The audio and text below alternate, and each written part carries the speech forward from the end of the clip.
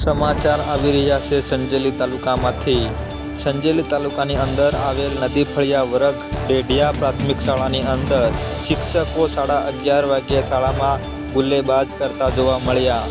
શિક્ષકો જ આમ ગુલ્લેબાજ કરતા રહેશે તો બાળકોના ભવિષ્યનું શું થશે તેવા અનેક સવાલો ઊભા થયા છે।